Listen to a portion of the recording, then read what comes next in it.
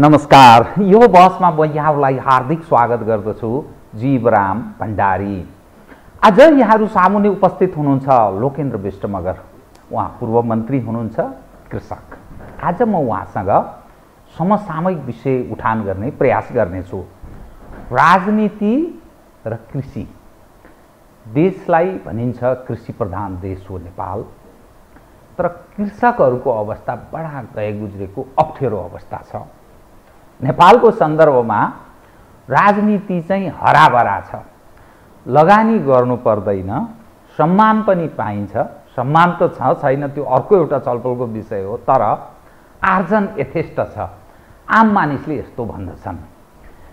एउटा राजनीति खेलाडी के चिजले राजनीतिबाट ठ्याक्कै अलग भएर कृषि पेशामा सामेल हुनुभयो र एउटा कृषकको नजरमा अहिलेको अवस्थालाई कसरी हेरिरहनु भएको होला। म आज उहाँसँग यही वरिपरि केन्द्रित रहेर विविध विषयहरू उठान गर्नेछु।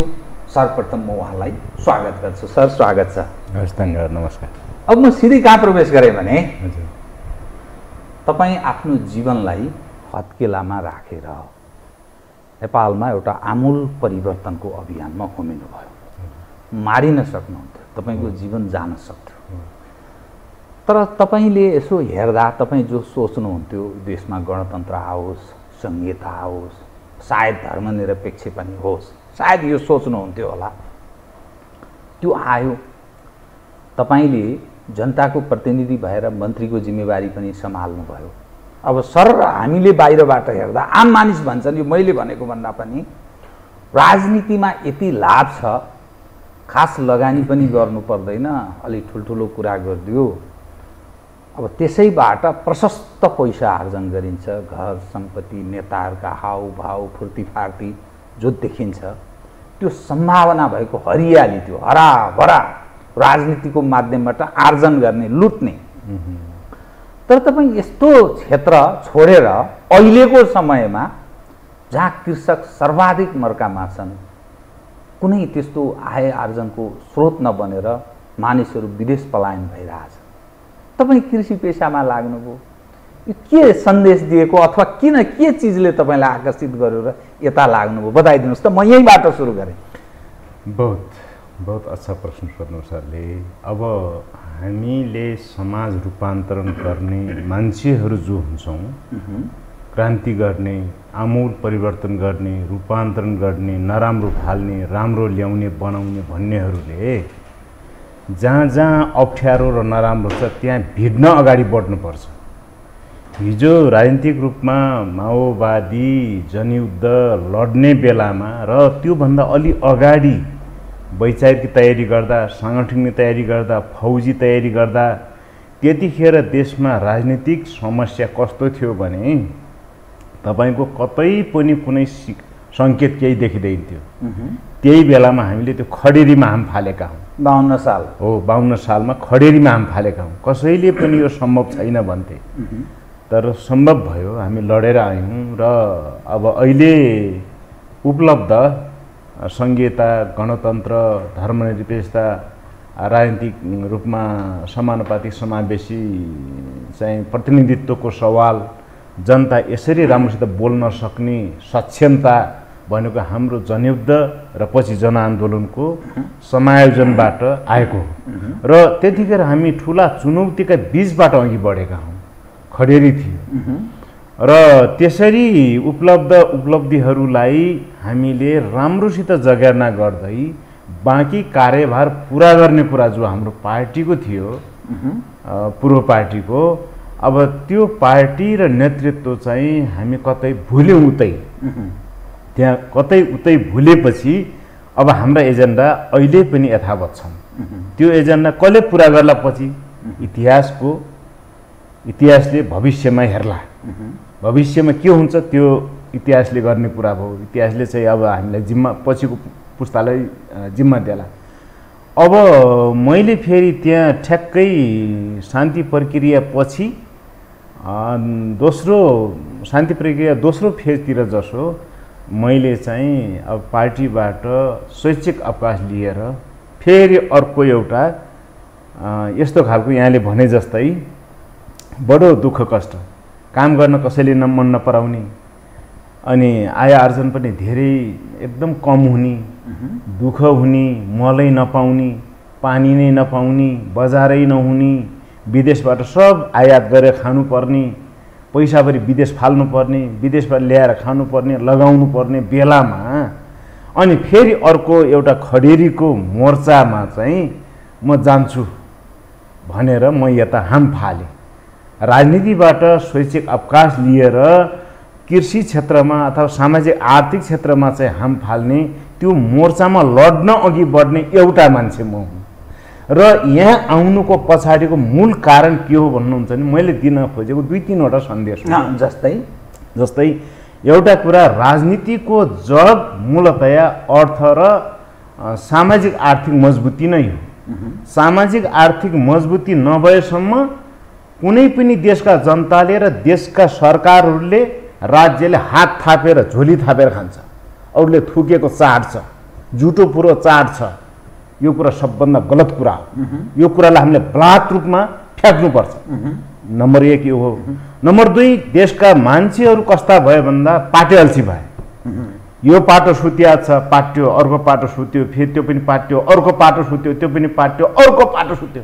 पाटे अल्छी भने 4वटा पाटा सुत्छन्, यतै पल्ट्यो, उतै पल्ट्यो, यता फर्क्यो, फेरि उता फर्क्यो। अनि काम गर्ने भन्ने कुरा कुरै छैन। पाटे अल्छीहरूको जमात भयो हाम्रो देश। यो पाटे अल्छीहरूलाई चाहिँ मैले खबरदारी सन्देश के दिन खोजे भने, ए पाटे अल्छी हो, उठ, जुठ, काम गर्नुपर्छ, आफूले नगरी हुँदैन, आफू नमरी स्वर्ग देखिन्न, अरूले देलान्न खाम्ला भन्ने लाचार छाया निर्लज्ज चाहिँ निर्लज्जता नदेखाऊ, हामी आफै गरी खानुपर्छ भन्ने दोस्रो कुरा हो। तेस्रो कुरा के हो त भन्नुहुन्छ भने, समृद्धिको खास राज र सूत्र कृषिमा छ। कृषिबाट कृषिलाई हामीले धौधौ जीविकोपार्जनको ठाउँबाट व्यावसायिकतामा लानुपर्छ। व्यावसायिकताबाट हामी उद्योगमा लानुपर्छ हैन। जीविकोपार्जनको एकदम मुस्किलले जीविकोपार्जन गर्ने टुक्रे उत्पादन प्रणालीबाट व्यावसायिकतामा जाने। व्यावसायिक उत्पादनमा हामी आम जनतालाई, युवाहरूलाई, किसानहरूलाई लिन सकेनौँ भने हामी अगाडि बढ्न सक्दैनौँ। अनि यहाँ हाम्रो उत्पादन हुने चिजलाई हामीले राष्ट्रिय, स्थानीय, राष्ट्रिय र अन्तर्राष्ट्रिय क्षेत्रमा हामी जति चाहिँ निर्यात गर्छौँ त्यसले पनि हाम्रो बस्ने भयो भने हामीले यहीँ उद्योग खोल्नुपर्छ है। यहाँ हाम्रो चाहिँ कृषिजन्य उद्योगहरू खोल्नुपर्छ। त्यसैले कृषिलाई एउटा चाहिँ यसरी लिनुपर्छ। यसलाई प्लस एग्रो टुरिज्ममा पनि जोड्न सकिन्छ। कृषि पर्यटन हैन। नेपाल गाउँ नै गाउँको देश हो। 4000 गाउँ छन् नेपालमा। नेपालका हरेक गाउँलाई चाहिँ भिलेज एग्रो टुरिज्ममा बदल्नुपर्छ। एक। दोस्रो कुरा चाहिँ कृषिलाई हामीले उद्योगमा उकाल्नुपर्छ। उद्योगको चुचुरोमा लिने हो। 2टा पिलर जाने, एउटा एग्रो टुरिज्मको पिलर, अर्को एग्रो इन्डस्ट्रीको पिलर, कृषि उद्योगको पिलर। त्यसैले यसरी अगाडि बढ्यो भने देश समृद्ध हुन्छ। तर यो वा त्यो रूपमा विभिन्न प्रकारले चाहिँ तपाईको समृद्धि र सुखी र समृद्धिका गीत गाएर, भाषण गरेर, कागज रङ्गाएर, समय खेर फालेर अगाडि पछाडि चाहिँ अब युवाहरू लगाएर युवाहरूलाई पथभ्रष्ट बनाएर, निकम्मा बनाएर अहिले त्यही भइरहेछ। यसरी हुँदैन। अहिले त्यही भइरहेछ। यो कुरा गलत छ। त्यसैले राजनीतिक नेतृत्वले त्यो गरिरहेको हो। राजनीतिक नेतृत्व त्यो गरिरहेको छ। हिजोकोले, अहिलेको, भोलिकोले पनि सम्भवतः त्यही गर्छ। यो कुरा गलत हो। यो कुरालाई म चाहिँ सिधा चुनौती दिन चाहन्छु। यसरी हुँदैन। तपाईहरू पनि ओर्लिनुहोस्। विश्वका ठुल्ठुला नेताहरूले चाहिँ तपाईँ के गर्छन् त भन्दाखेरि श्रममा भाग लिन्छन्। भियतनामका राष्ट्रपति हो ची मिनले के गर्नुहुन्थ्यो भने तपाईको कार्यालय अवधिमा राष्ट्रपति हुनुहुन्थ्यो, राजनीतिक काम, राष्ट्रको काम गर्नुहुन्थ्यो। कार्यालय अवधि र कार्यालय आउनुभन्दा पहिला र पछि चाहिँ उहाँले बारीमा काम गर्नुहुन्थ्यो, किसान हुनुहुन्थ्यो। राष्ट्रपतिले त्यसरी गर्न सक्छन् भने हाम्रो देशका चाहिँ पूर्व राष्ट्रपति, पूर्व प्रधानमन्त्री, पूर्व मन्त्री आदिले अहिले पनि किन गर्न सकिन्न? सन्देश हो दिने। माओ सेतुङले चाहिँ झाडु र बेल्चा लिएर चिन उठाउनु भएको। हाम्रा नेताहरू खै, हाम्रा माओ भन्नेहरू, हाम्रा चाओ भन्नेहरू खै के गर्दैछन् यिनीहरू? त्यसमाले यी ठुला नेताहरूलाई पनि अलिकति सङ्केत दिउँ कि भन्ने प्रकारले हो। तपाईँले एउटा कुरा अलिक स्पष्ट पारिदिनुहोस् त। मैले स्वैच्छिक अवकाश लिएको राजनीतिबाट भन्नुभयो। हजुर। तपाईँ अब राजनीतिबाट पूर्ण रूपले विमुख भएको, अब राजनीतिमा तपाईँको कुनै चाख छैन या त्यो मेरो पथ यात्रा नै गलत थियो, के कसरी बुझ्नु? होइन, गलत होइन। राजनीति अति जरुरी चिज हो। राजनीतिक परिवर्तन, आर्थिक परिवर्तन, सामाजिक परिवर्तन र सांस्कृतिक परिवर्तन, क्रान्तिका 4 मोर्चा छन्। राजनीतिक परिवर्तनपछि अनिवार्य आर्थिक परिवर्तनमा जानुपर्छ। सामान्य राजनीतिक परिवर्तन भयो, तर नेपाल चाहिँ आर्थिक परिवर्तन जान सकेन है, गएन। सामान्य राजनीतिक परिवर्तन भयो, सामान्य भयो, आमूल परिवर्तन हो। आंशिक भयो, सामान्य भयो, आमूल भएको छैन, आमूल पछि होला। अनि आर्थिक परिवर्तनमा जानुपर्नेमा कसैले त्यहाँ गीत गाउने कुरा त भयो, भाषण गर्ने कुरा पनि भयो, कविता लेख्ने कुरा पनि भयो, तर कानुनमा जाने कुरा त भएन नि। अनि सांस्कृतिक रूपान्तरण त धेरै पर छ। हाम्रा रहनसहन त उही पुरानै छन् होइन। अनि पाश्चात्य संस्कृतिले बरु एकदम मजासित जगर्न थालेको छ। अब नग्नताले ठीक कि गलत? गलत, एकदम गलत। हाम्रो आफ्नोपन, हाम्रो आफ्नो संस्कार, संस्कृति, परम्परा, शिष्टता, सभ्यता, खोइ संस्कार कता गयो? त्यो मर्दै गइरहेछ, कोल्याप्स हुँदै गइरहेछ। अर्को कुरा, अब राजनीतिक, आर्थिक, सामाजिक, सांस्कृतिक रूपान्तरणका लागि हामी खरो दरो रूपमा उत्रिनु पर्ने हो। त्यो भइरहेको छैन। एक, मैले विगतमा गरेको राजनीतिक काम कर्तव्य, मेरो पार्टीले गरेको, हामीले गरेको भनेको त्यो सही हो, गलत होइन, एकदम सही हो। पश्चाताप हुने कुरो छैन। पश्चातापको एक चाहिँ बुत पनि कुरो छैन। बरु कुरा के हो भने पछिल्लो पटक चाहिँ पार्टीले विगतका हाम्रा जे आदर्श, मूल्य, मान्यता होइन, जे चाहिँ तपाईँको विचार होइन, ध्येय थिए नि, हाम्रा सपनाहरू थिए, ती मुर्झाए, ती स्खलित भए। त्यसलाई बेचेर खाए कि मुर्झायो? यो मुर्झायो, हरायो, बेचेर खाने काम पनि कतै कतै भयो जस्तो लाग्छ मलाई। त्यसैले अब यो खालको स्थितिमा चाहिँ हामीले खबरदारी, हामीले तल चाहिँ तपाईँको सडकबाट हामीले खबरदारी, देशका कुना काप्चाबाट खबरदारी गरिरहनु मेरो पनि कर्तव्य भाव हुनाले मेरा पूर्व कामरेडहरूलाई, यो देशका राजनीतिक नेतृत्वहरूलाई र सचेत जनलाई हामीले यो भन्न पाउनुपर्छ, भन्नुपर्छ र सबै सचेत हुनुपर्छ। यस्तो खालको भल्गर राजनीतिक संस्कार, प्रक्रिया, पद्धतिबाट चाहिँ देश समाज अरू कोल्याप्स हुँदै जान्छ, अघि बढ्ने नो चार्ज, अघि बढ्दैन। अब यो पनि प्रश्न पार्नुहोस्, तपाईँ अहिले पनि आफूलाई खरो रूपमा म माओवादीकै एउटा त्यो विचार बोकेर माओइजममा विश्वास गर्ने व्यक्तिको रूपमा आफूलाई चिनाउन चाहनुहुन्छ कि त्यो कम्युनिस्ट राजनीतिक चिन्तनबाट अलि अलग राख्नुहुन्छ कि के रूपमा आफ्नो पहिचान तपाईँ चिनाउन चाहिँ के चाहनुहुन्छ? तपाईँको राजनीतिक विचारले त्यो के भन्छ? होइन, म अहिले आधारभूत रूपमै माओवादी हुँ। म बाँचुन्जेल माओवादी रहन्छु। म कुनै अरू वादी बादमा जान्न। बरु माओवाद ठिक हो। लास्ट पटक माओवाद होइन, खाओवाद लागू हो के। माओइजम होइन। तपाईँको पुरानो पार्टीमा पनि त्यही लागू भयो। त्यही पार्टीलाई त म भन्दैछु, अरूलाई किन भन्ने? अरू त आफ्नै ठाउँमा थिए नि। माओइजम होइन, खाओइजम लागू हो यहाँ। माओइस्ट होइन, खाओइस्ट भयो साथीहरू। त्यसो हुनाले खाने हो गरेर, मागेर, चोरेर, भ्रष्ट पारेर, कमिसन आदि इत्यादिबाट होइन।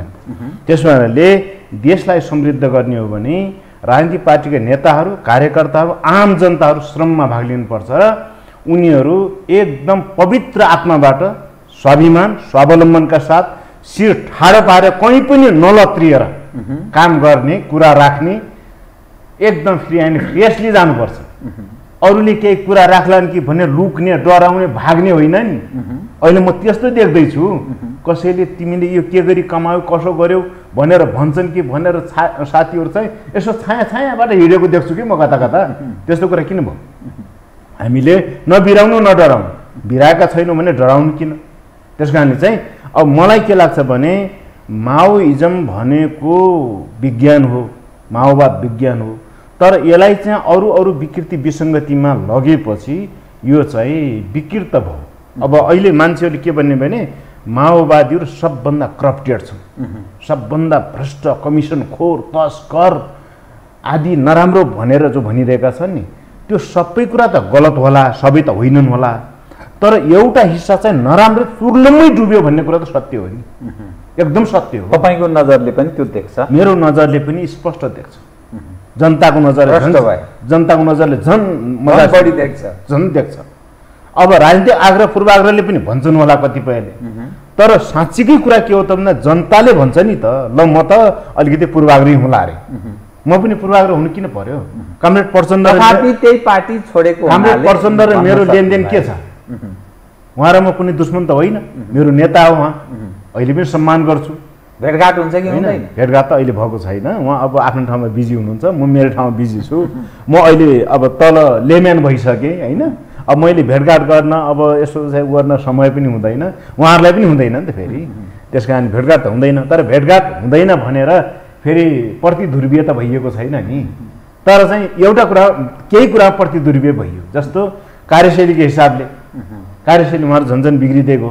बाटो कहाँ भन्दा पूर्व जाने भनेको पश्चिमतिर चाहिँ सुदूरपश्चिमतिर, सुदूरपश्चिम भनेको हाम्रो नेपालको सुदूरपश्चिमलाई मैले गाली गरेको होइन, फेरि अर्को बाटो विपरीत दिशातिर जानुभयो।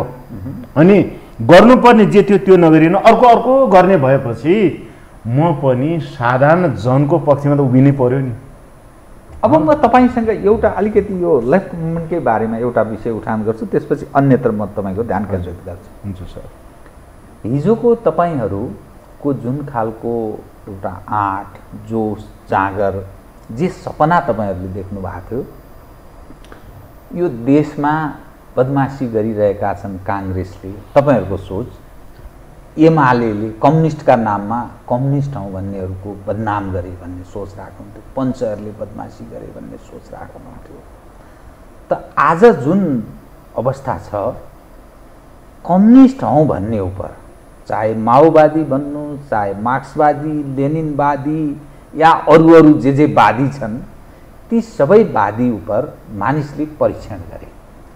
परीक्षणले के देखायो भने त्यो राजहाँसले छान्छ नि, दुध र पानी छुट्याउँछ नि, त्यसै गरी आम मतदाताले, आम नेपालीले के देखे भने यो काङ्ग्रेस, कम्युनिस्ट अथवा मार्क्सवादी, लेनिनवादी, माओवादी यी सबै एक सिक्काका दुई पाटा रहेछन्। आम मानिसले त्यसरी बुझे। लोकेन्द्र विष्ट मगरको अलग विषय होला, तर त्यसरी बुझे। अब फेरि यो देशमा कम्युनिस्ट हौँ भन्ने नाममा, माओवादी हौँ भन्ने नाममा, अथवा क्रान्तिकारी, म अलिक फरक धारबाट आएको क्रान्तिकारी हौँ भन्ने नाममा, कम्युनिस्ट हौँ भन्नेका नाममा, कम्युनिस्टका नाममा क्रान्ति हुन सम्भव छ? मान्छेले पत्याउँछन्? अब बताउनुहोस् त, तपाईँलाई कस्तो लाग्छ? म दुईवटा कुरा भन्छु है। एउटा, मैले केही कुरालाई संश्लेषण र फर्मुलेटेड गरेको छु, त्यो कुरा भन्छु। अहिलेको राजनीति धेरै महँगो छ, सबैले राजनीति गर्न सक्दैन, गरिबका पहुँचबाट टाढा पुग्यो, धेरै टाढा दूर, कोसौँ पुरा। कस्तो परिवर्तन ल्याउनु हो हे शिव? भगवान भने मैले शिव भनेको गुहार्ने हुन्छ नि, अन्तिममा उपाय नलाए सबैले गुहार्ने भइरहेछ। दोस्रो कुरा, राजनीति असाध्यै फोहोरी भयो, करप्सन बढ्यो, त्यो साना जनताबाट होइन, ठुला ठुलाबाट। तेस्रो कुरा, राजनीति धेरै जटिल र बुझि नसक्नु, षड्यन्त्रकारी भयो। चौथो कुरा, राजनीति चाहिँ आजीवनको पेसा व्यवसाय ठेक्कापट्टा भयो हाम्रा राजनीतिक पार्टी र नेताहरूलाई। पाँचौँ कुरा चाहिँ के भयो त भन्दाखेरि तपाईँको राजनीति र अपराधका बिचमा कुनै पर्खाल रहेन, अपराध बराबर राजनीति, राजनीति बराबर अपराध भयो। छैटौँ कुरा के भयो त भन्दाखेरि जनताको क्वालिटी अथवा लेभल जुन स्तरमा पुग्नु पर्थ्यो त्यो स्तरमा अझै पुगेन कि भन्ने कुरा पनि बेला बेला झल्किने भयो के, खास गरी इलेक्सनमा झल्किने, चुनावमा।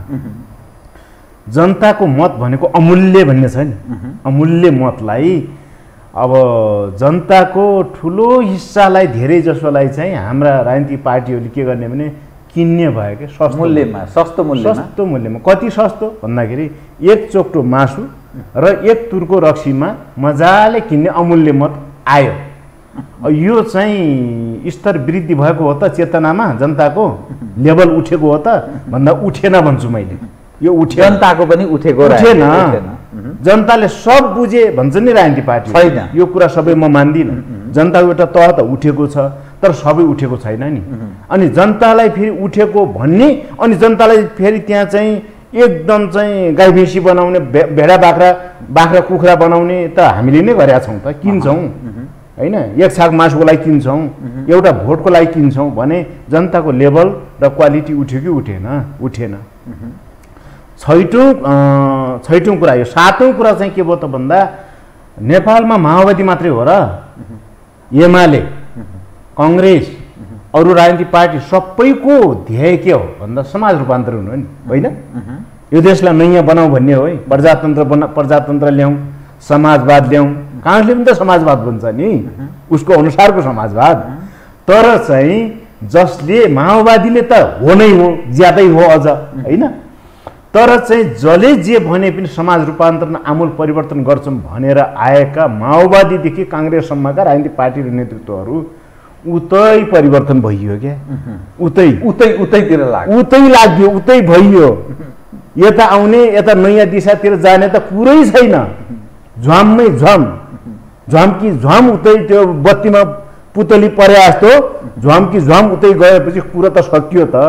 अनि त्यसपछि यिनीहरूबाट हामी भनेको पूर्व हामीबाट अब यस्तो प्रवृत्ति र चिन्तन नेतृत्वबाट नीतिबाट हामीले देश रूपान्तरण हुन्छ, क्रान्ति हुन्छ भन्नु यो त हास्यास्पद कुरा हो कि, हास्यास्पद। यीबाट सम्भव छैन, अब केही परिवर्तन हुँदैन। ठुलो जोक भयो, ठुलो जोक, महाजोक भयो।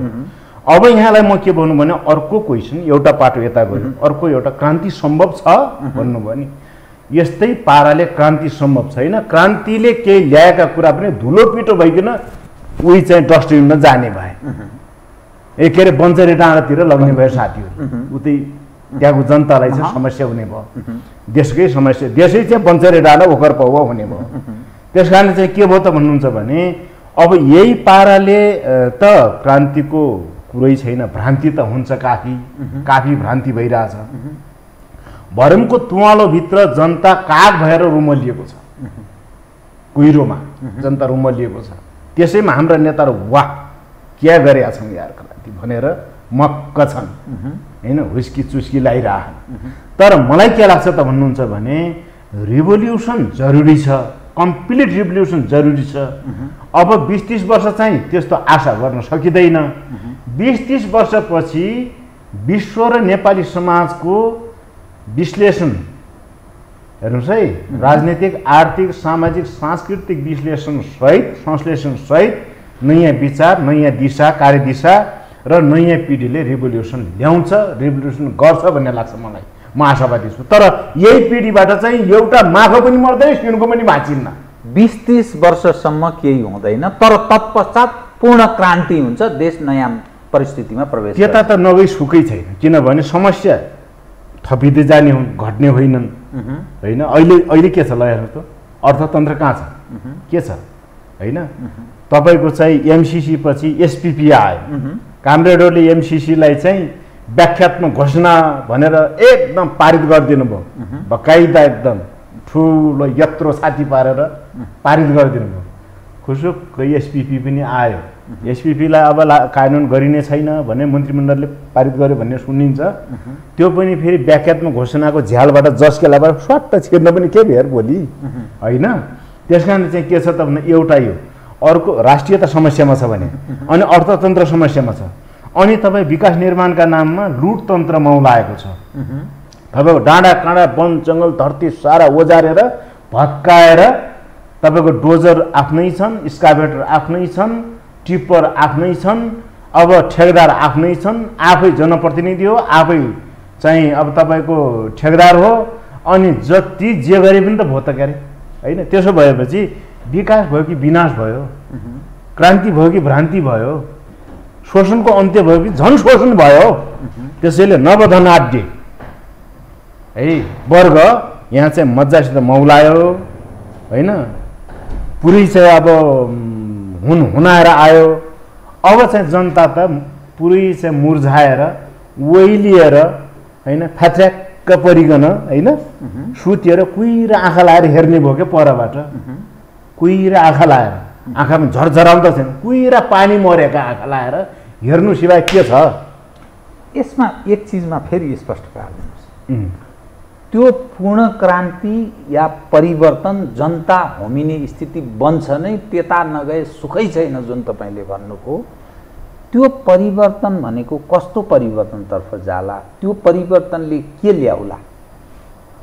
त्यो परिवर्तन भनेको विद्यमान नेपाल र विश्वमा मानव जातिलाई राजनीतिक समस्या, आर्थिक समस्या, सामाजिक समस्या, सांस्कृतिक समस्या, टेक्नोलोजीको समस्या, प्रकृति र पर्यावरणको समस्या। अब जस्तो तपाईँको वैज्ञानिकहरूले के भनेर गयो भने अबको 1000 वर्षमा स्टिफन हकिङले के भने अबको 1000 वर्षमा यस्तै अवस्था रहने हो भने पृथ्वीबाट मानव जाति र जीवजन्तु सब नासिन्छन्, ध्वस्त हुन्छन् भने उनी मरेर गए। तर उनले भविष्यवाणी गरेका छन्, त्यो झुटो होइन भन्ने लाग्छ मलाई। किनभने हामी कहाँ कोरोना सोरोना दुनियाँदारी जे आइरहेछन् नि, त्यो त्यसकै प्रतिफल हो कि हामीले निम्ति आएको हो। प्रकृति पुरै प्रदूषित भएको छ होइन, ग्लोबल वार्मिङ बढिरहेको छ। अहिले चाहिँ तपाईँको जुन बेलामा नपाक्ने हो त्यो बेला फल पाक्छ, जुन बेला पाक्ने हो पाक्दैन। वर्षा नियमित छैन, खण्डवृष्टि अनावृष्टि सबै सर्जक मानव भइरहेको छ। यो परिस्थितिको सर्जक मानवै भइरहेको हो, मानवद्वारा नै भइरहेछ। अब हकिङले के भने त भन्नुहुन्छ भने यदि मानव जाति र जीवजन्तुको पृथ्वीलाई सजीव राख्ने हो भने यो जनसङ्ख्या पनि ठिक ठाउँमा राख्नुपर्छ र प्रकृतिका विरुद्धको ज्यादती रोक्नुपर्छ भने एउटा कुरा यो भने समाधानको पाटो। अर्को पाटो के भने नि यो केही गरी पनि चाहिँ हामी प्रकृतिलाई जोगाउन सक्दैनौँ, हाम्रो ज्यादती बढिरह्यो भने हामी सकिन्छौँ। सकिनु पूर्व मानव जातिले बसाइसराई गर्नुपर्छ, अर्कै ग्रहमा मङ्गल ग्रह, चन्द्र ग्रह आदितिर जानुपर्छ र बिउ जोगिन्छ मानव जातिको। अरू यहाँ भएका किरा फट्याङ्ग्रा यिनी जीवजन्तु सबै सकिन्छ। त्यस कारणले अब यस्तो हुने भनेपछि भोलिको क्रान्तिको विषय यो पनि त हुन्छ होइन। त्यो नयाँ पिँढीले नयाँ विचार, नयाँ दिशा, नयाँ भिजनसहित आउला भन्ने लाग्छ क्या मलाई। किनभने जहाँ समस्या त्यहाँ समाधान जन्मिन्छ होइन। तपाईँको समस्या भनेको समाधानको जननी हो नि होइन। समस्या नभएर समाधान त जन्मिन्न।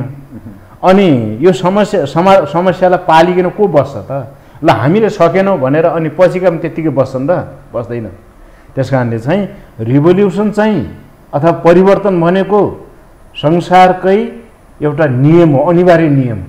हामीले त्यसलाई चाहिँ बल प्रयोग गरेर भन्छौँ अथवा चाहिँ कर्मिक रूपान्तरणमा भन्छौँ होइन, मात्रात्मक रूपान्तरण भन्छौँ, परिवर्तन भन्छौँ, सुधारात्मक भन्छौँ। त जे भए पनि तपाईँको त्यो त क्रान्ति हो, रूपान्तरण हो, परिवर्तन हो नि। परिवर्तन बिना त तपाईँ हामी पनि त बस्न सक्दैनौँ। मेरो अर्को यसैमा थप प्रश्न, अनि त्यसपछि म अन्यत्र फेरि मडिन्छु। 3 खाले विचार नेपालको राजनीतिमा सधैँ उठिरहेको छ लामो समयदेखि। कम्युनिस्ट सर्वाधिक बलियो तागतको रूपमा देखा पर्छ जनमतको हिसाबले।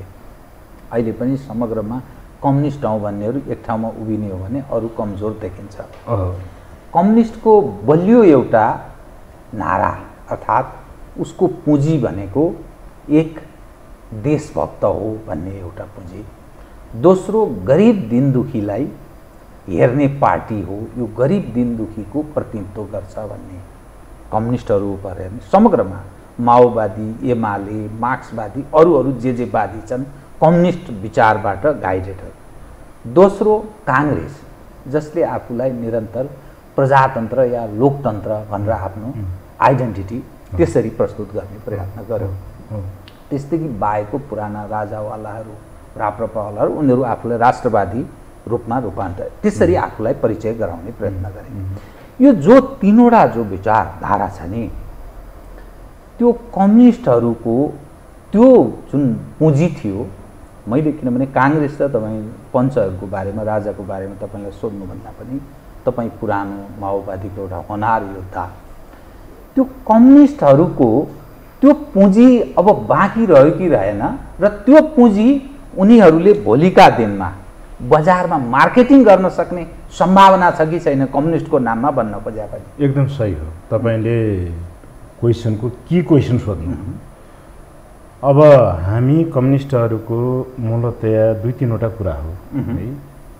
कम्युनिजममा 3वटा जति कुराहरू मुख्य हो। एउटा वर्गीयता हो है।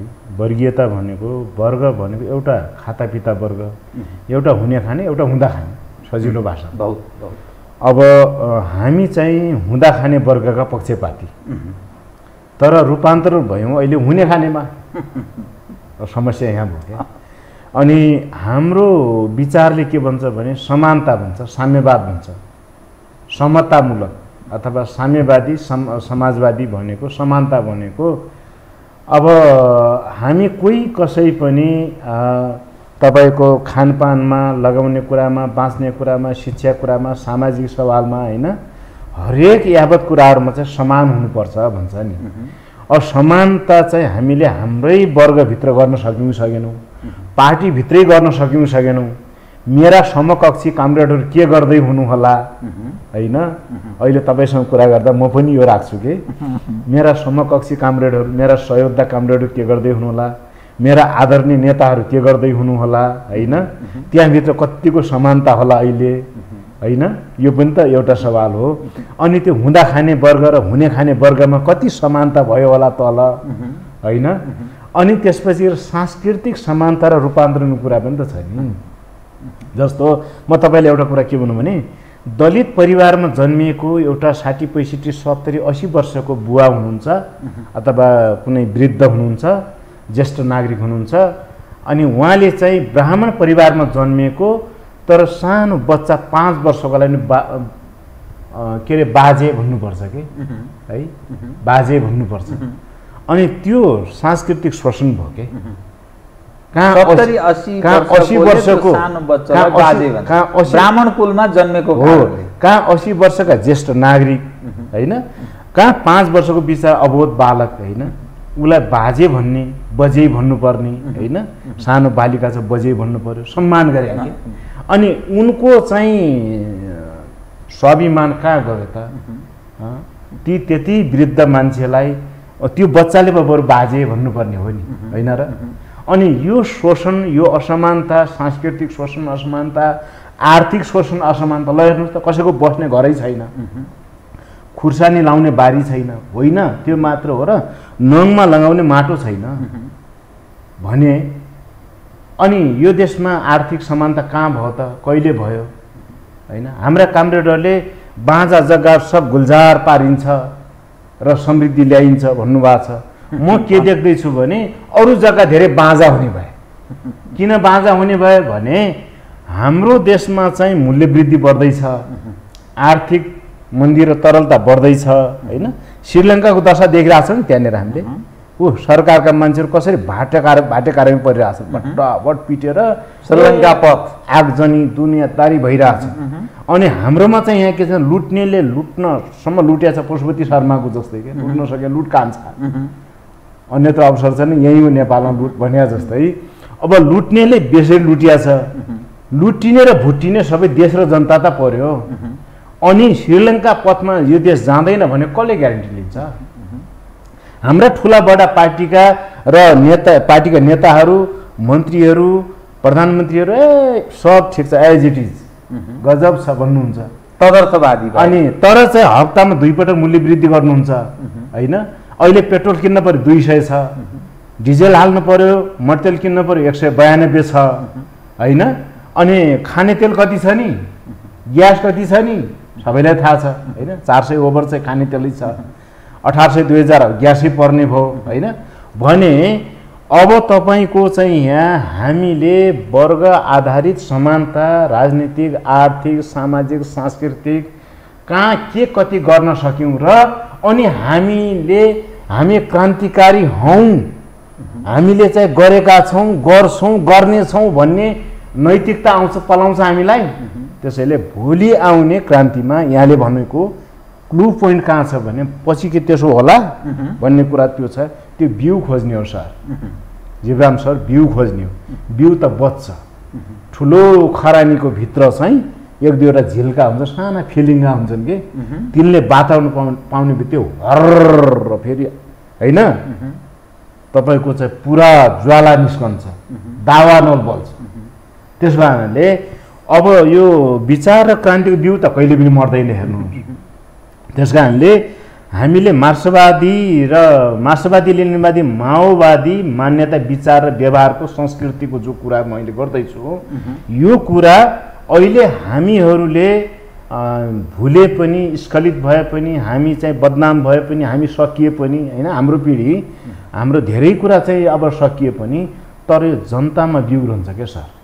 जनताले त देखेका छन् जनतामा बिउ रहन्छ। भोलि उत्खनन हुन्छ, हजार लाख वर्ष पहिलाका पनि त उत्खनन भएको छ नि सर हैन।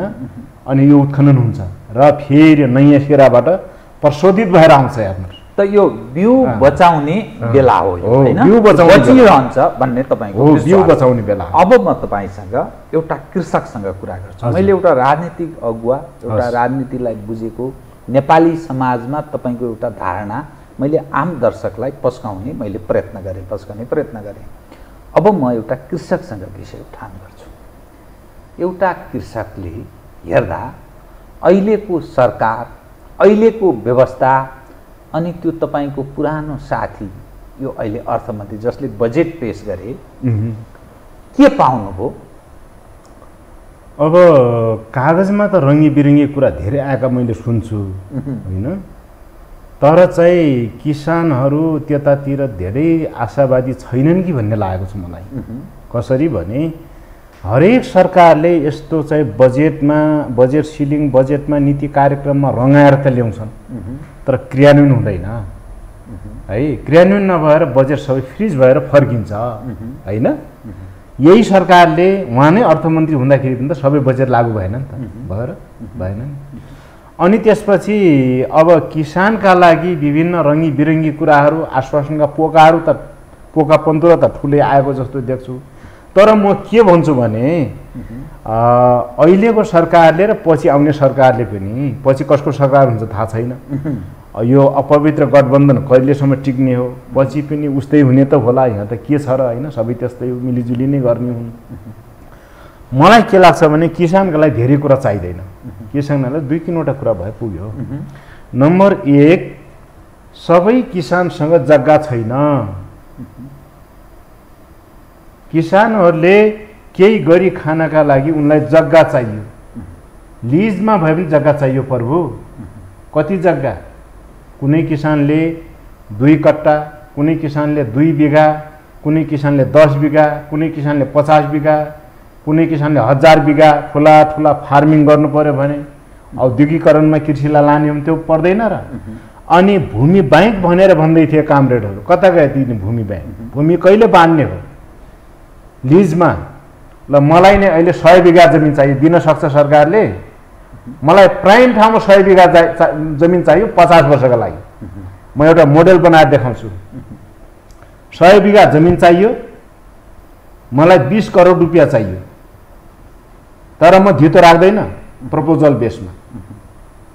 त्यो चाहिँ 100 बिघा जमिन मलाई चाहिँ के गर्नु पर्यो भने भाडामा दिनु पर्यो 50 वर्षलाई। 30 वर्ष अझै म बाँच्छु, 20 वर्ष मेरा भावी सन्ततिले गर्छ हैन। मैले मजाले काम गरेँ 30 वर्ष 35 वर्ष अझै बाँच्छु नि। 60 हाराहारी पुगेँ, 190 त बाँच्नै पर्यो नि। पहिले किन मर्ने? देख्ने नदेख्ने, भोग्ने नभोग्ने सब भोगेर मर्ने नि। सबै देख्नु पर्छ, सब देख्ने। नराम्रा कुराका विरुद्ध योगले भए पनि चाहिँ तपाईँको बोलेको बोलै गर्ने, विद्रोह गर्ने, हानेको हानि गर्ने नि। तपाईको जीवनमै ठुलै परिवर्तन हुन्छ यसको अर्थ। 30 वर्ष सहजमा तपाईँले 20 देखि 30 वर्षमा चाहिँ हुन्छ नै केही भन्नुभयो हो। त्यसैले मैले देखेर मर्नु पर्यो, राम्रो कुरा देखेर मर्नु पर्यो। मैले 2-3वटा क्रान्तिको 2वटासम्म क्रान्तिको चाहिँ उदाहरण किन नदेख्ने? पहिला आफैले गरेको, पछि अरूले गर्ला हामी चाहिँ ए बाबु ठिक छ हामीले पनि यसै गरेका थियौँ भन्न त पाइयोस्। लट्ठी टेक्दै कुप्रो परेर हैन भन्न त पाइयोस्। त्यसकारणले चाहिँ म के भन्न चाहन्छु भने सरकारले नम्बर 1 जग्गा उपलब्ध गराउनु पर्यो, भाडामै भए पनि 1 नम्बर। दोस्रो कुरा लगानीको समस्या छ। लगानीमा बिना धितो प्रपोजल बेसमा र त्यो चाहिँ असुल उपर गर्ने भरपर्दो संयन्त्र मेकानिजम बनाइकन दिनु पर्यो। धितो सितो केही राख्ने होइन, धितो माग्ने होइन। गाउँको जनतासँग, सबै जनतासँग न्यु रोडमा जग्गा छ, घडिर छ। काठमाडौँको रिङ रोड भित्र जग्गा छ, घर घडिर छन् सबैका। अनि तिनले दिन्छन्, देशभरिका जनताले त्यसै दिन्छन्, कसरी दिन सक्छन्? त्यस कारण धितो सितो गुल्टाइदिउँ उतातिर। प्रपोजल बेसमा प्रपोजल पनि यति लामो लेख्ने होइन त्यो, होइन रामायण जस्तो लेख्ने के पर्यो भने एक पाना पनि लेख्ने कसले? न सरकारकै मान्छे जानु पर्यो र उसले एकदम 1 2 3 4 गरेर लेख्नु पर्यो, त्यहाँ किसानलाई राखेर लेख्नु पर्यो। तपाईँको कति छ, के छ, कसो छ, यसो छ, उसो छ, ल तपाईँ कति ऋण चाहनुहुन्छ, के गर्नलाई हो, होइन कति भित्र पुरा गर्नुहुन्छ, फिर्ता गर्नुहुन्छ, यति ब्याज दरमा पाउँछ भन्ने टाइपको टिप्ने हो नि। त्यो चाहिँ अब कृषकले कहाँबाट प्रपोजल बनाउँछ? अष्टपदीय चाहिँ निबन्ध लेखेर हुन्छ त्यो कुरा हुँदैन। रामायण अष्टपदीय निबन्ध लेखेर हुँदैन। त्यसैले किसानलाई ऋण दिनका लागि बिना धितो प्रपोजल बेसमा दिनु पर्यो। 2 तेस्रो कुरा के हुनु पर्यो भने देशभरि सिँचाइको प्रबन्ध गर्नु पर्यो। सिँचाइको अहिले चाहिँ तपाईँको अहिले अलिअलि पानी छिट्यायो कि छिट्याएन, म 5-7 दिन भयो यता आएको, मेरो ड्रागन फ्रुट चाहिँ घामले सुक्न लाग्यो। दाङको अब त्यहाँ मेरो मात्रै हो र सबैको सुक्यो नि। किसानले राखे धानको बिउ सुक्यो, होइन, अनि उता मल छैन, अनि यता चाहिँ तपाईँको अब बोट बिरुवा सबै सुके बर्बाद भयो। अब यो असारको आज 10 गइसक्यो क्यारे, तर अझै यस्तो छ भने यो आकाशे पानीको भरमा कतिसम्म खेती हुन्छ? हुँदैन। यो त सिँचाइको व्यवस्था हुनु पर्यो। 3 चौथो कुरा के हुनु पर्यो त भन्दा कृषि सम्बन्धी 5 तारे 3 तारे 4 तारे होटेलमा आएर रक्सी र मासु खाएर रणभुल्ल पारेर पठाउने होइन मान्छेहरूलाई। सेमिनार होइन, ट्रेनिङ चाहिँ अन द फिल्डमा हुनु पर्यो, खेत खलिहानमा हुनु पर्यो र व्यवहारिक हुनु पर्यो। व्यवहारिक कुरामा चाहिँ के भने कैयौँ तालिम दिने मान्छे त किसानै छन् नि। माथिबाट चिट चोरी पास गरेका विज्ञ विशेषज्ञ भन्दा किसानले तालिम दिन्छन् धेरै राम्रो।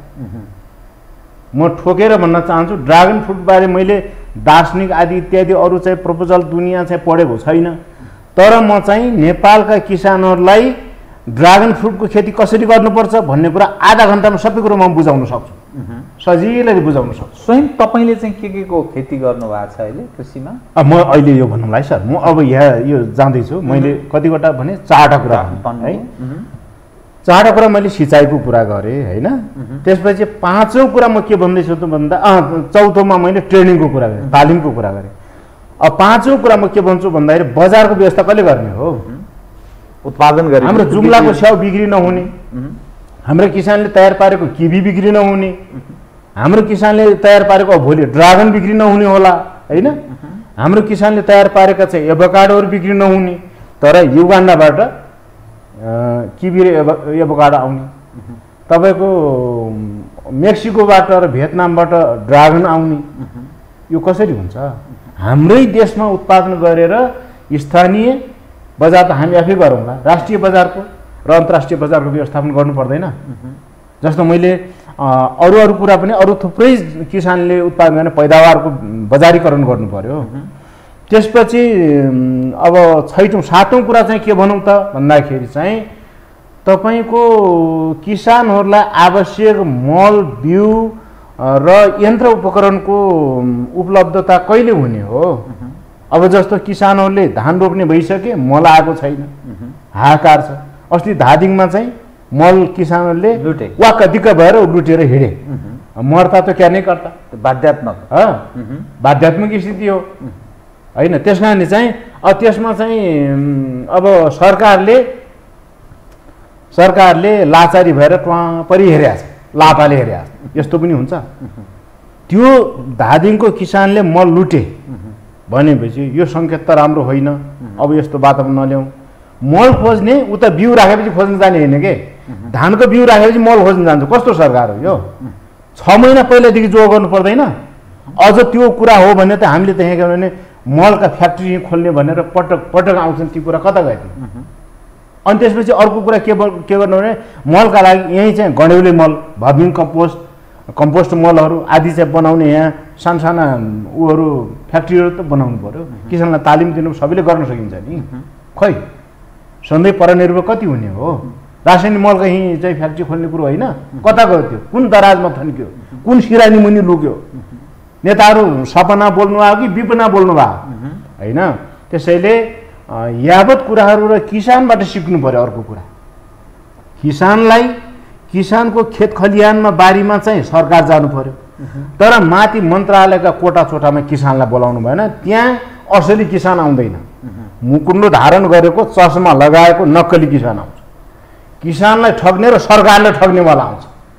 त्यसैले यो अनुदान आदि दिने कुरा अनुदानको पाटो क्लोज गरिदिए हुन्छ सकिन्न भने। तपाईँको आफन्त आसेपासेलाई पोस्ने, तपाईँको निजी सम्पत्ति हो राष्ट्रिय ढुकुटी, अनुदानको नाममा त्यही भइरहेछ। गर्नेले पाएको छैन, नगर्नेहरूले त्यसरी खाइरह। फाइलमा खेती गर्ने, झोलामा खेती गर्ने, मन्त्रालयका कोठा चोटाहरूमा खेती गर्नेहरूले चाहिँ करोडौँ अरबौँ रुपियाँ चाहिँ अनुदानको नाममा उडाइरहेका छन्, खाइरहेका छन्। तर फिल्डमा काम गर्ने किसानले एउटा कुनै भुत्लै पाएको छैन। यस्तो हुन्छ? यस्तो हो भने तपाईँको चाहिँ तपाईँको आसेपासे गासेहरूलाई चाहिँ त्यो अनुदान नदिए हुन्छ। किन दिने? तपाईँहरू त सबभन्दा ठुलो भ्रष्टाचार तपाईँहरू किन गर्नुहुन्छ त्यसो? रोक्नुहोस्, बरु सहुलियत ऋण दिनु नि त, सहुलियत ऋण खोल्नुहोस्। 2% जेरो सक्नुहुन्छ 0%मा, नभए 1-2%मा दिनुहोस्। सहुलियत ऋण दिनुहोस्, बिना धितो दिनुहोस्। तर यो बेफाकको आफ्ना आफन्त पोस्ने अनुदान क्लोज गरिदिनुहोस्, बन्द गर्नुहोस्।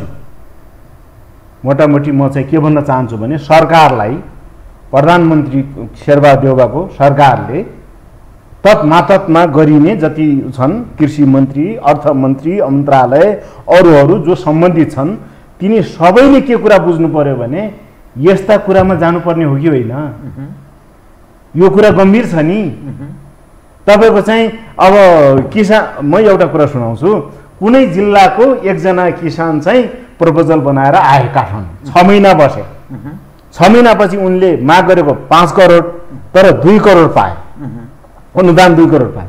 अनि उनले बाख्रा चाहिँ कति पेश गरेछन् भने उनका बाख्रा चाहिँ 350 बाख्रा रहेछन्। 3500 बाख्रा देखाइदिए प्रपोजलमा।